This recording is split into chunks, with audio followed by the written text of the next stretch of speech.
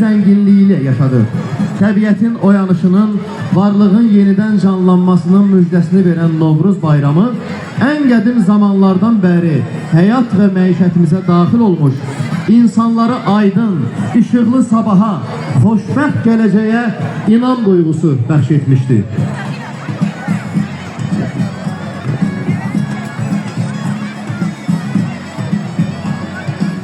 Qarşılayın Nurlana Əsgərova.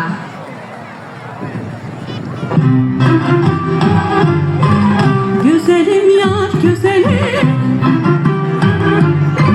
bir sözüm var güzelim. Bu yazık yarına her deli bir nəzər sal güzelim.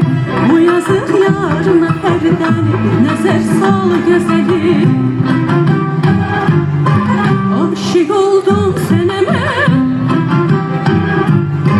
etmedin lütfü kerem. Bu yazık yarına her deli bir nəzər sal güzelim. Bu yazık yarına her deli bir nəzər sal güzelim. Yoluna meşk odular, yetmedin feryadıma. Bu yazık yarına her dem bir nəzər sal güzelim.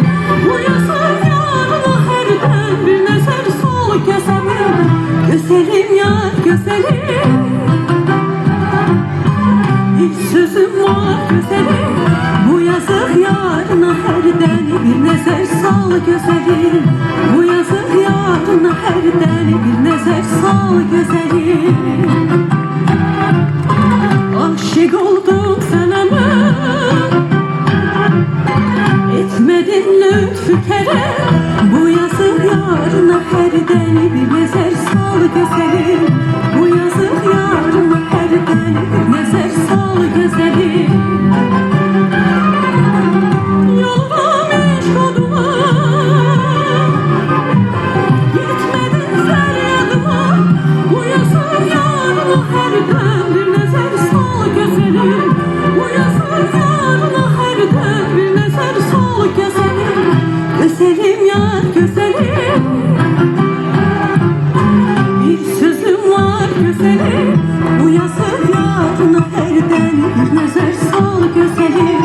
Bu yazık yarına her deli bir nəzər sal güzelim. Bu yazık yarına her deli bir nəzər sal güzelim. Bu yazık yarına her deli bir nəzər sal güzelim.